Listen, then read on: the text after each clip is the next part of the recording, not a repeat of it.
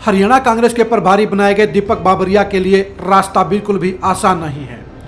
दीपक बाबरिया को उन हालात में हरियाणा की कमान सौंपी गई है जब वो कई तरह के मुश्किलों के दौर से गुजर रही है। दीपक बाबरिया को कई अग्नि परीक्षाओं से गुजरना होगा। दीपक बाबरिया को सबसे पहले अम्बाला लोकसभा के उपचुनाव में पार्टी को जितवाना होगा। उसके बाद 8 नगर निगमों के चुनाव में पार्टी को जीत दिलानी होगी। 1 साल के बाद लोकसभा चुनाव में बड़ी परीक्षा उन्हें देनी होगी और 2024 के अक्टूबर में विधानसभा चुनाव में पार्टी को सत्ता का सरताज बनाना होगा। दीपक बाबरिया के लिए हरियाणा में बिल्कुल भी सुखद एंट्री नहीं रहेगी। दीपक बाबरिया को हरियाणा कांग्रेस के मिजाज को समझने में, हरियाणा कांग्रेस के मर्ज को निपटाने में लगातार कड़ी मेहनत करनी होगी। दीपक बाबरिया हरियाणा में एक तरह से भेड़ों के छत्ते में घुस गए हैं, जहां से आसानी से बिना परेशानी से निकलना उनके लिए आसान नहीं होगा। दीपक बाबरिया को हरियाणा कांग्रेस में सबसे पहले गुटबाजी को खत्म करना होगा। पिछले 9 साल से हरियाणा कांग्रेस का संगठन नहीं है, उन्हें सबसे पहले हरियाणा में कांग्रेस का संगठन खड़ा करना होगा। हरियाणा में कांग्रेस के संगठन को खड़ा करने के लिए उन्हें जहां भूपेंद्र हुड्डा की चुनौतियों को फेस करना होगा, वहीं बाकी नेताओं को भी सम्मानजनक हिस्सेदारी संगठन में दिलानी होगी। इसमें हरियाणा कांग्रेस में पूर्व सीएम भूपेंद्र हुड्डा का दबदबा है और वो कांग्रेस के संगठन में अधिकांश अपने नेताओं की एंट्री चाहते हैं, लेकिन बाकी के नेताओं की हुड्डा के साथ पटरी नहीं बैठती है। ऐसे में बाबरिया को इन बाकी नेताओं को साथ लेकर संगठन में संतुलन कायम करना होगा। जब तक बाबरिया हरियाणा कांग्रेस के तमाम बड़े नेताओं को साथ चलने के लिए रजामंद नहीं करेंगे, तब तक हरियाणा में 2024 में कर्नाटक की तरह कांग्रेस सत्ता हासिल नहीं कर पाएगी। दीपक बाबरिया को कई तरह से पार्टी को सुधारना होगा। पार्टी का संगठन नहीं होने के चलते दीपक बाबरिया को 2024 के चुनाव से पहले ही पार्टी को नए सिरे से मजबूत करना होगा। दीपक बाबरिया को लिए भूपेंद्र हुड्डा परिवार को हैंडल करना भी आसान नहीं होगा। पिछले प्रभारी बंसल के साथ जो घटनाक्रम हुआ था उन्हें ध्यान में रखना होगा। इसके अलावा उन्हें शक्ति सिंह गोहिल से भी बात करके हरियाणा कांग्रेस की समस्याओं पर गौर करना होगा। दीपक बाबरिया को समझना होगा कि जब तक वे चुनौतियों को खत्म नहीं करेंगे, तब तक वे हरियाणा में कांग्रेस को न तो मजबूत करा पाएंगे और न ही हरियाणा में उसे सत्ता की सरताज बना पाएंगे। दीपक बाबरिया इतने बड़े नेता नहीं है कि वो भूपेंद्र हुड्डा को इग्नोर करने का काम कर सके। हुड्डा परिवार दीपक बाबरिया को भी प्रेशर में लाने की भरपूर कोशिश करेगा। दीपक बाबरिया को समझना होगा हरियाणा में कांग्रेस सभी नेताओं के साथ मिलकर ही सत्ता हासिल कर सकती है।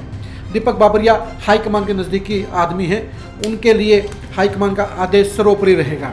वो हरियाणा में सभी नेताओं को साथ लेकर चलने की कोशिश भी करेंगे, लेकिन दिक्कत यह है कि हरियाणा में ना तो संगठन है, ना ही नेताओं में एकता है, ना ही पार्टी जनता के हितों के लिए सड़कों पर उतरी हुई है और न ही सरकार के खिलाफ जन कांग्रेस को वो बुलाने में सफल हो पाई है। इन सारे मुद्दों को लेकर दीपक बाबरिया को हरियाणा कांग्रेस में एकजुटता का संदेश लाना होगा। आज हरियाणा में वही हालात हैं जो 2 साल पहले कर्नाटक कांग्रेस में थे। कर्नाटक कांग्रेस में रणदीप सुरजेवाला के प्रभारी बनने से पहले वहां बिल्कुल हालात बिगड़े हुए थे। पार्टी के बड़े नेताओं में आपस में गुटबाजी थी और कोई भी एक दूसरे की शक्ल देखना भी पसंद नहीं करता था, लेकिन रणदीप सुरजेवाला ने सबसे पहले वहां पार्टी के संगठन को मजबूत किया और सारे बड़े नेताओं को एक प्लेटफार्म पर लाकर उन्हें साथ चलने के लिए रजामंद किया। वही कार्रवाई दीपक बाबरिया को हरियाणा में भी करनी होगी, क्योंकि जब तक कांग्रेस एकजुट होकर मैदान में नहीं उतरेगी, तब तक 2024 के चुनाव में उसकी सत्ता की सरताज बनने की कोई संभावना नहीं रहेगी। क्योंकि 2019 के चुनाव में भी अगर कांग्रेस एकजुट होकर चुनाव लड़ी होती तो तभी कांग्रेस सत्ता हासिल कर सकती थी। वही बीमारी 2024 में भी बरकरार नजर आ रही है।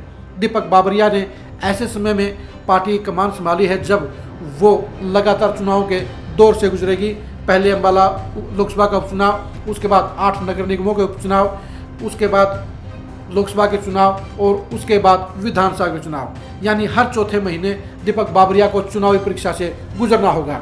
दीपक बाबरिया के पास समय कम है और पार्टी के लिए समस्याएं अधिक हैं।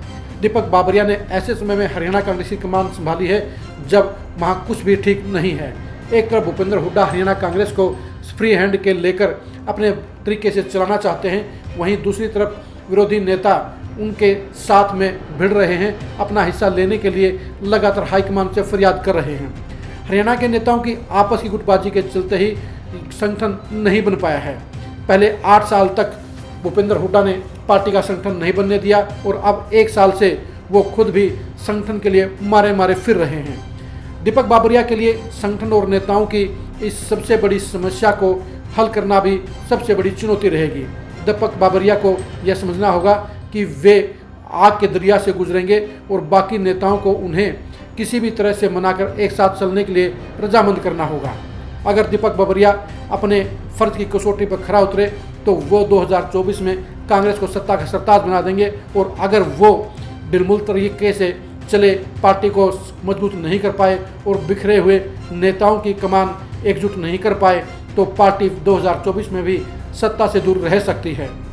यानी अगर दीपक बाबरिया अपनी जिम्मेदारी पर पास होंगे तो कांग्रेस के सत्ता का सरताज बनने की संभावना ज़्यादा रहेगी, और अगर दीपक बाबरिया फेल हो गए तो कांग्रेस के लिए हालात फिर भी बदतर हो सकते हैं। अब देखने की बात यही है कि दीपक बाबरिया अपनी इस जिम्मेदारी पर कितना खरा उतरते हैं और हरियाणा कांग्रेस को कितनी ऊंचाई तक लेकर जाते हैं। दीपक बाबरिया की पॉलिटिक्स को नज़दीक से जानने के लिए आप लगातार खरी खरी न्यूज़ से जुड़े रहिए। नमस्कार।